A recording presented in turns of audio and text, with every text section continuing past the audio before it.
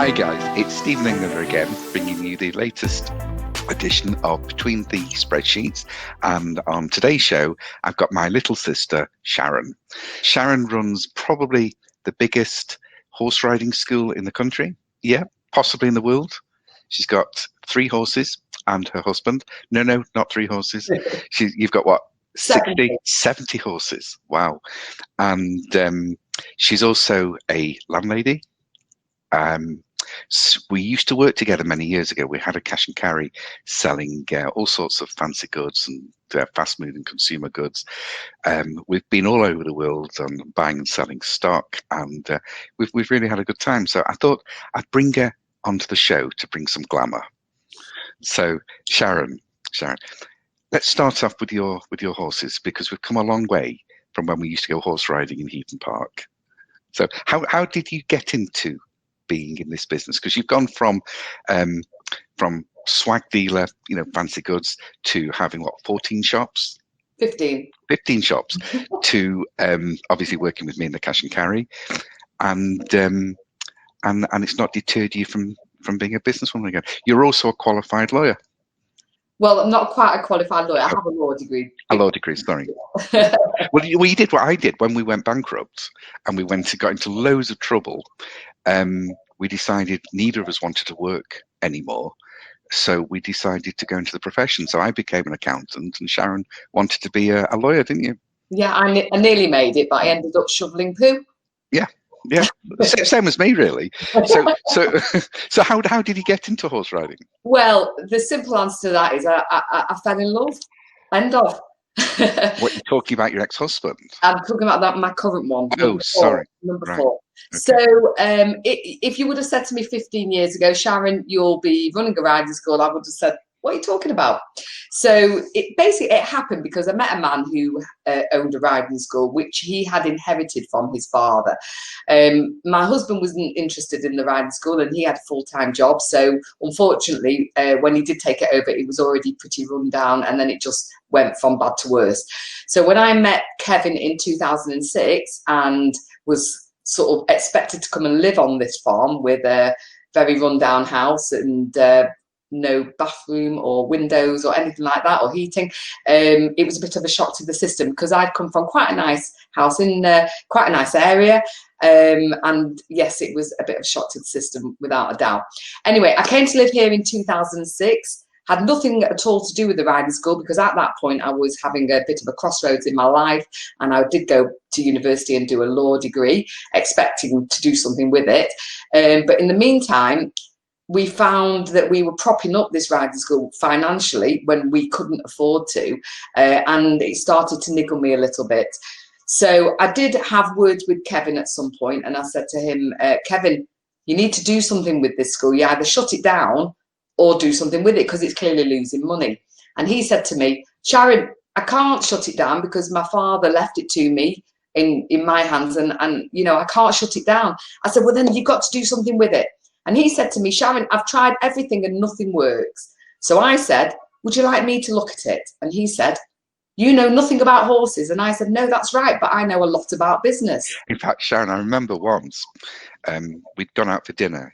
There was yourself, Melanie, Kevin. And I remember you two were, Kevin made a statement that he's a better businessman than you. And you're saying, what are you talking about? I built this farm up from 3 horses that was losing money into, this empire sort of thing. And Kevin said, yeah, I agree, but I got you to do it. So that made him the better businessman. I thought that was quite funny. Yeah, but that is true. I mean, as far as partners are concerned, we both have very, very different skills, and actually they marry really, really well together. So yeah, I couldn't believe what he'd let go. It was with very little financial effort, because we had none at that time. We had no money, so we had no investment. So everything that we turned it into was all self-generated from business that we brought in. What I realised was, although I didn't know anything about horses, there was a lot of people around me that did, so they educated me, or they didn't realise they were. Didn't you get a load of cheap horses from Tesco's? Well, unfortunately, you can't buy them from there. But yeah, I made a lot of mistakes. We bought a lot of horses, made a lot of mistakes. But, you know, it was all a great learning curve. And what I really love about the business is the passion that's in it, because I have a passion, which we haven't mentioned yet, which is dancing. And that's what this is made up of. And we've developed it into such an amazing business in that it's not just a riding school, it's an educational body now, where we're part of a college, and we provide an alternative provision for young people with special needs. So there's lots of different elements to it now, which we thoroughly enjoy, and I've really enjoyed building it. So Sharon, if we, I mean, I know we've done this before, but you've got somebody in business now, and the business is doing okay. It's not doing great. You know, what's your advice for improving the business for them? How would you go about it? As in the riding school? No, anyone. So Any someone's business. got a fish and chip shop, or they've got a pub, or they've got an eBay site, or, you know, they're online. In fact, your son, Aaron, he's done tremendously well, because I remember you had a container on your farm, and it was like, oh, just put him out of the way. Just give him that and let him open a shop. So when people come horse riding, they can go and buy a hat or some boots, and you shoved Aaron in it. Really, put a schmuck somewhere. You know, no, but it's true. Yeah. But Aaron, bless, I love you to bits. But Aaron's turned that business online into a £5 million a year business. That's With right. you know, and mainly, and he'll say it openly, because he's listened to his mum. But he never stops working. But it's true, isn't it, Sharon?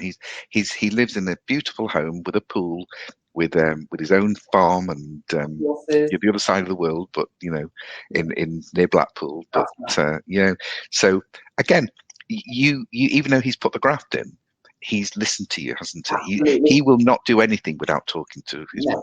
You see, the thing is with business, the only things that you have to remember is you can do exactly the same as everybody else. You just have to do it that little bit better. And what the most important thing about business is customer service. As long as you give great customer service, you excel on that side, and your staff are trained well, your business will grow. Now, obviously, it's not just about customer service. You need the product as well. So what you've got to do, you've got to be efficient. You've got to pre-plan everything. You've got to have everything ready. You've got to cover all bases. There's no get-rich-quick schemes in business. No. It's hard work, I'm afraid. And a lot of people who think, oh, I'm my own boss now, and I can go on holiday whenever I want. That isn't the case. It's the opposite, isn't it? It never is. If you work for yourself, you are working twice as hard as anybody else to make it successful. Do you remember on a Friday when we finished work for the weekends, sometimes at 7 o'clock, but when we finished, the biggest relief was, oh, it's Friday and I've got the wages. I've got everybody's wages. Do you remember? Stephen, we never had weekends. We always worked. That's also true. Days. Yeah. Yeah. So we did. We used to open up the cash and carry at 8:30, so Sharon and I were there for 7 most mornings. You there more than me, because I was never that good at getting up as good as you. But we'd be working at the shop on Saturdays. In fact, I remember one night that we were at the cash and carry because we're opening the new unit, and we were there painting till 3, 4 in the morning. Yeah. We got home, and then we were up again. We had to be at the work for 6 o'clock, so we barely went to bed, and we opened the door. We were busy till 3 o'clock, and then Sharon and I took a delivery to Chester. Do you remember the guy with the aeroplane? And we took a delivery, came back, got back about 7, and it was Valentine's Day. So we then went, we got changed, went out, and we went to a club in town, and everyone's busy dancing, eating, laughing, and Sharon and I had fallen asleep in one of the booths. Well, we hadn't slept for 48 hours, I think, on that occasion. Yeah.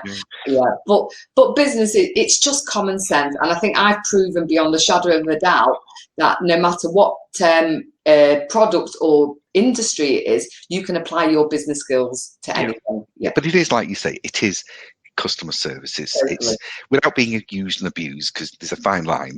I remember you've had a couple of run-ins with some ladies on the larger size when they've come to ride the horses.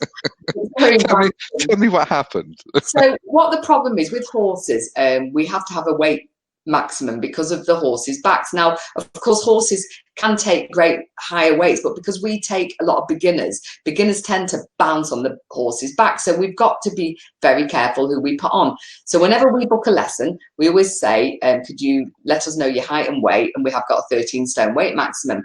Very often, either people don't know what they weigh and they estimate. So sometimes you get somebody who thinks they're 10 stone, but then they come here and I know they're about 18 stone. Or you get people who just lie to you because they just want to ride a horse and they have no consideration for the horse. So what used to happen is that they turn up at the door and I'd look at them and know they were over the weight limit, weigh them, and then I'd get a lot of abuse when they found out what they really weighed, because as far as they were concerned, our scales were lying. So it's handling that diplomatically, which is probably the most sensitive subject for any woman. And I found it very difficult. And yes, I was, shall we say, mildly abused on some occasions. So that's what we have to deal with as well as everything else. Yeah, but it's the lesson here is that you get difficult people in sensitive situations in any business, and it is just the way you deal with them. I mean, if I was in your shoes, I'd just say, no, you can't ride that horse because you're a big fat lump. you know, I mean, it is what it is, isn't it? I mean, you said it to me. You said you can't ride that horse because you're a big fat lump. Yes, but I could say it to you, but probably the reason why the business is successful is because you're not here. Maybe. Yeah. Customer service. I've always been quite good at customer service, but I'm not as far as I don't go as far as Sharon.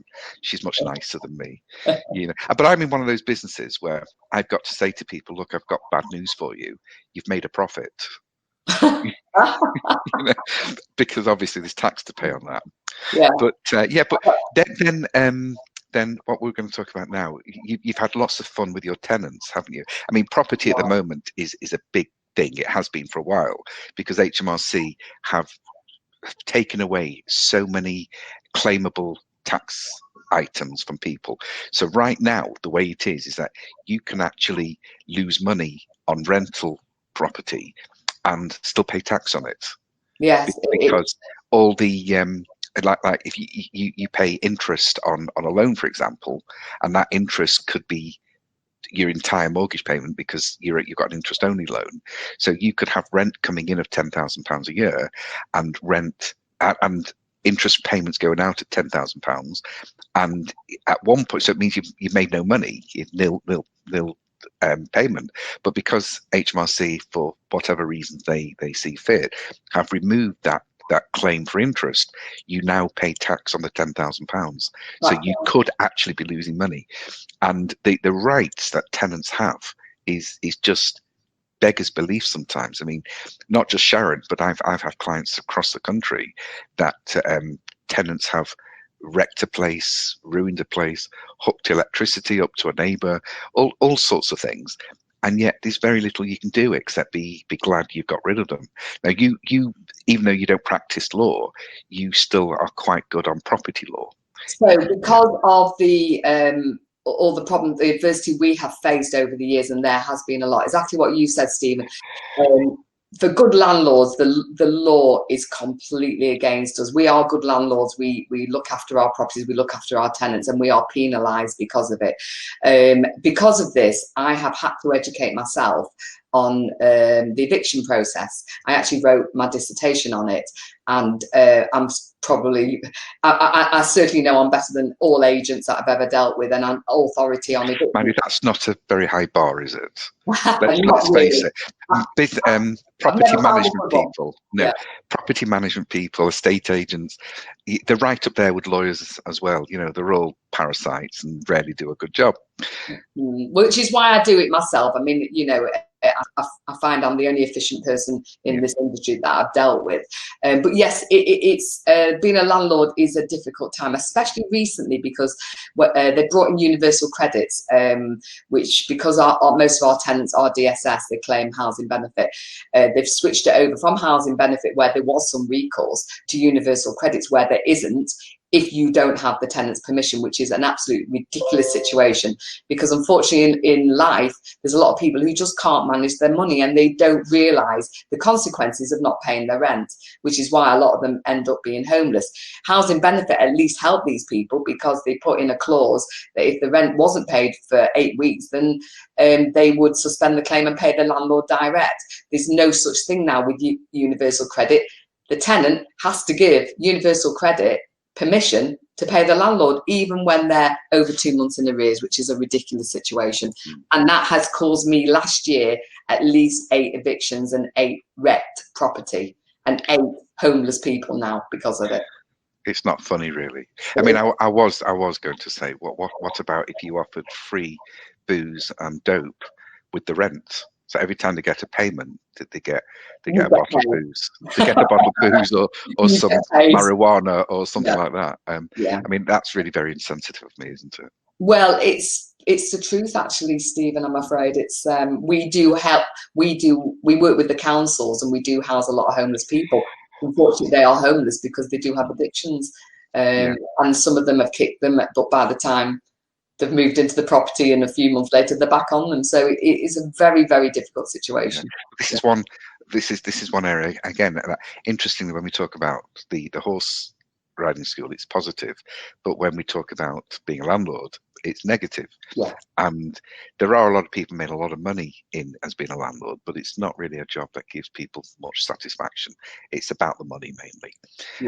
It's about investment. I think that's how you got go with it. It's just properties, then you had to take more on just to keep in the same place. And the problem I've got now is I'd love to sell them all, but we can't because if we start selling them to get our full market value, we have to evict a tenant, and then we have got an empty property. Unless somebody watching this wants a portfolio property or tenanted. I wouldn't sell it because what an investor would pay us is usually 2/3 of the value. So I wouldn't be interested in doing that. But there you go. If you are, let Sharon know. Absolutely. But full market value. Okay. No, I mean, why not? But let's just go back to the horses and something you mentioned before as well. When you're I've lost my train of thought now. That's all right. You're getting old. That's why. Is that the reason? Yeah. As you get older, there's too much in there to process. Oh, luckily it's coming out. No, some of the enthusiasm that Sharon shows in horses, it leads to networking.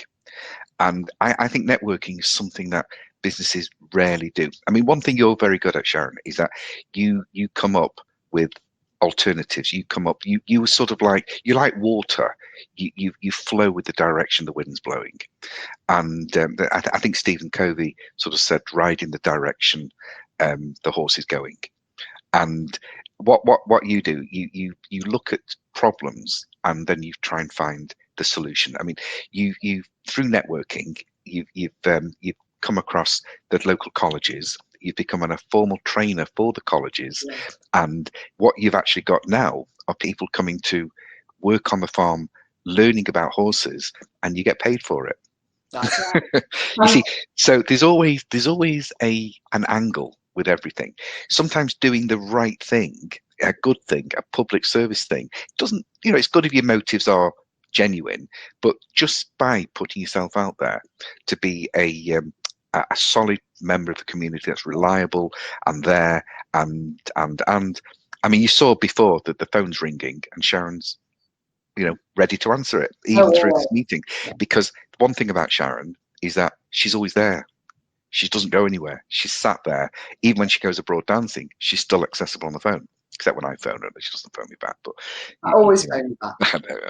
So just bear that in mind, that when you are running a business, it's important to have quality relationships with people.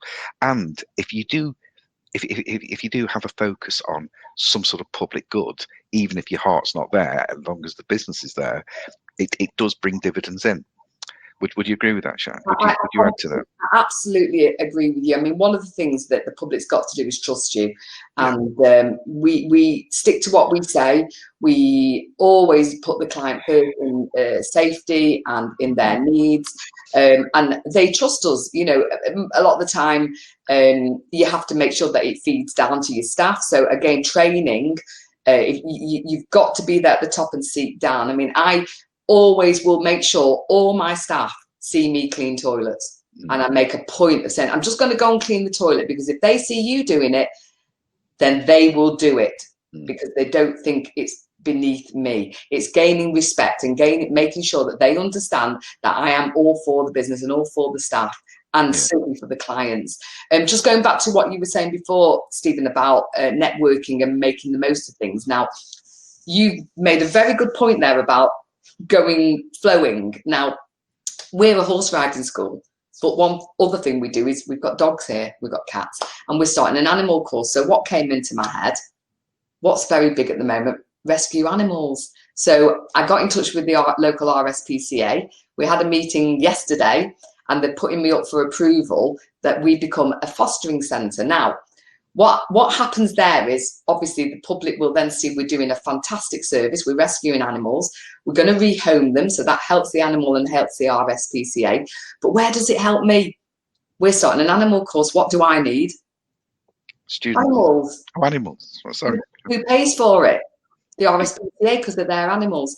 So there's angles to everything. You've also got the dog cleaning side as well, haven't you? You've got a dog grooming parlour as well, which benefits the alternative provision. So all the things, although, you know, I'm not saying I'm holier than thou, I only do things because there's a benefit somewhere, but I make sure there's a benefit always. Which is a fundamental tenet in business, because you've heard the win-win. Yeah. You know, everyone's got to win in a deal. Yes.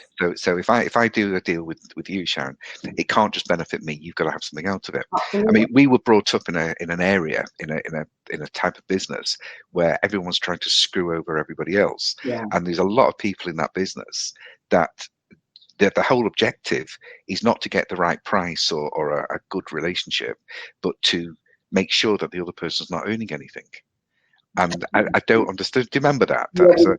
We were never cut out for that world, because we were always win-win, and so we got screwed over quite a lot, didn't we? Yeah, unfortunately. It's that sort of thing that led to us coming out of that world. Yeah. So there's lots of things to go. But the other interesting thing about you is, again, on the same thing, Sharon's a great dancer. She's always loved dancing.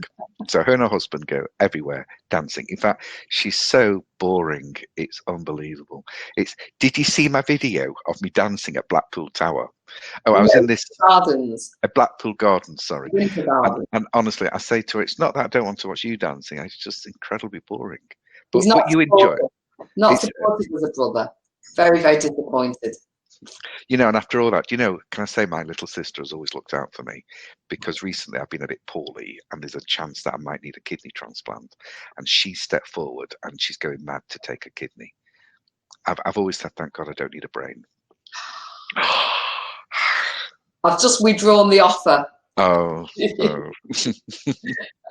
So no, she's always looked out for me. I remember once a story that my mum loves telling, and I think it's a cute story. When I was about 5, 6, she's a year younger than me, and we had a neighbour and a little girl that lived in the house, wouldn't let me play in the garden, so I came in crying. So Sharon got a bucket of water and went over to this little girl's garden, poured the water over, because it made her big brother cry. It's actually true, that. So she's always looked after me, but you know, I'm glad you're doing well, because it's not all been roses. No, Sharon and I are not been brought up the silver spoon in our mouths. We've not really had any support. We've supported everybody around us in many cases, and it's brought problems to our door. So, you know, you're seeing Sharon, you know, running a successful riding school. You're seeing her with, even though things could be better on the property side, she's getting through where a lot of people would have folded. And I think it's all down to that dedication, perseverance. You know, Sharon falls down so she can learn a new way of getting up again. And this is what she does. And this is what a lot of people could learn from. It's do the right things, keep going at it, and keep yourself stable. And the other thing she does, she's more so than me, she puts passion into everything she does. So you've now got a passion for dancing. So what do? She buys a dancing centre. Just so Well, you bought one first because you got the communities thing in Carrington, didn't you? Did you take that on? No, we built that in the. You built that. Sorry. Yeah. So she's built her own dancing school, only so that she can justify her dancing, because people like me, people like Sharon, a lot of business people out there don't sort of do anything unless it's got a profit motive. Not because they're greedy, but they can't justify the time being spent on doing something that doesn't have a purpose. So dancing is great, but wouldn't it be great if it had a commercial viability? So she builds a dancing school. She invites people down. She gets a professional instructor, which now becomes a business expense because she's now operating a dancing school. And she gives lessons. I teach Zumba type lessons. So if you want to go to one of Sharon's Zumba type lessons, just have you got an email that people can reach you at? Absolutely, the info one, or I've got a Facebook page called Sharon's FitSteps. Sharon, so I didn't know about that one. So what's your email? So say it slowly. Maybe we can have it written on the screen when we edit. Well, to contact me, you can contact me through the riding school, which is info@carrington-rc.com. So if you want to speak to Sharon about a deal with a property, or coming along to the riding school, or joining her dance class, she's even open to franchising the dance classes. So yeah, well, I think we'll discuss that one, but I think you'll enjoy that. Yeah. So this is my little sister Sharon, who I'm immensely proud of. Aww. So then we have so we're coming to the end of tonight's show, aren't we? So I'd just like to say that Sharon is one of my many clients that will help my new clients or existing clients if they need any advice. But if you do want any advice, certainly contact me. You know how to contact me. It's contact@stephenenglander.co.uk, and I'm here. I'm ready. I'm waiting for you. Thank you for joining us tonight, and thanks ever so much, Sharon. And maybe I'll see you at Mum's for social distancing for coffee later in the week. Thank you very much. It's been my pleasure. Good night, everyone. Good night.